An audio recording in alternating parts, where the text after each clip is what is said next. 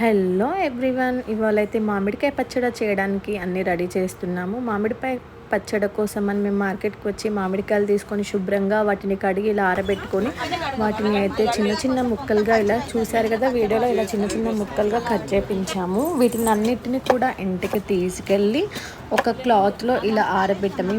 ఈ ముక్కలన్నీ కూడా 6 kgs ఉన్నాయండి. వాటికి కావాల్సిన పదార్థాలు: అల్లం వెల్లుల్లి పేస్ట్, ఆవాల పొడి, జీలకర్ర పొడి, వేడి చేసి చల్లార్చిన నూనె, వెల్లుల్లిపాయలు, జీలకర్ర ఆవాలు తాలింపుకి, 3 మ్యాంగో కారం పొడి. అంటే 6 kgs ఉన్నాయి కదండి ఆ ముక్కలు కూడా, వాటికి 1 kg కారం పడుతుంది. అండ్ 1.5 kg సాల్ట్ కావాలి. మెంతుల పిండి. ఇలా కొద్దిగా ఆయిల్లో మనం వేడి చేసి కొన్ని జీలకర్ర ఆవాలు, అల్లం వెల్లుల్లి పేస్ట్ పచ్చివాసన పోయేదాకా ఇలా పెట్టుకోవాలి వీడియోలో చూపిస్తున్నట్టు. ముందుగా ఒక పెద్ద బౌల్ తీసుకొని దాంట్లో మనకి పచ్చడి కావాల్సినంత కారము, సాల్ట్, జీలకర్ర పొడి ఇలా అంటే కేజీకి 2 స్పూన్స్ లాగా వేసుకోవాలి. జీలకర్ర పొడి అయినా సరే, నెక్స్ట్ ఆవాల పొడి అయినా సరే.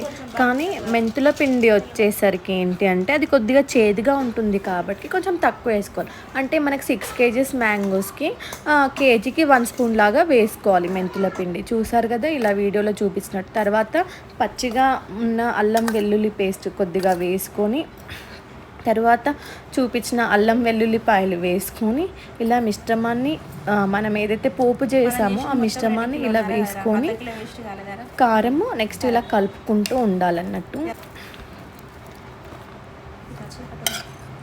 తర్వాత వేడి చేసిన చల్లార్చిన ఆయిల్ని కొద్దిగా పోసుకుంటూ కారం అనేది ఉండలేకుండా ఇలా నీట్గా కలుపుతూ ఉండాలి. చూసారు కదా వీడియోలో ఎలా కలుపుతున్నారో అలా కలుపుకుంటూ ఉండాలి. తర్వాత మిగిలిన ఆయిల్ అంతా కూడా పోసి ఇలా చేత్తో నీట్గా కలుపుకుంటే మనకి ఏంటి అంటే కారం అనేది ఉండలు లేకుండా ఉంటుంది. చూస్తున్నారు కదా వీడియోలో ఎలా కలుపుతున్నారో అలా కలుపుకోవాలి. ఇలా కలిపిన మిశ్రమంలో ఏవైతే మామిడికాయల ముక్కలు ఉన్నాయో వాటిని కొద్దిగా ఇలా వేసుకుంటూ కలుపుతూ మామిడికాయ ముక్కలు కారం కలుపుకుంటూ ఇలా కలిపిన మిశ్రమాన్ని ఒక ప్లాస్టిక్ డబ్బాలో లేదా మనకి పచ్చళ్ళు స్పెసిఫిక్గా పెట్టుకోవడానికి జాడీ ఉంటుంది, ఆ జాడీలో ఇలా స్టోర్ చేసుకోవాలి. ఇలా స్టోర్ చేసుకుంటే ఏమవుతుందంటే ఆ కారంలో ఉన్న ఇంగ్రీడియంట్స్ అన్నీ, ఆయిల్ అవన్నీ కూడా ముక్కకి పట్టి ఆ పచ్చడి అనేది చాలా టేస్టీగా మారిపోతుంది. చూసారు కదా ఎలా కలుపుతున్నారో. ఇలా కలిపి ఒక డబ్బాలో లేదా జాడీలో ఇలా స్టోర్ చేసి పెట్టుకోవాలి.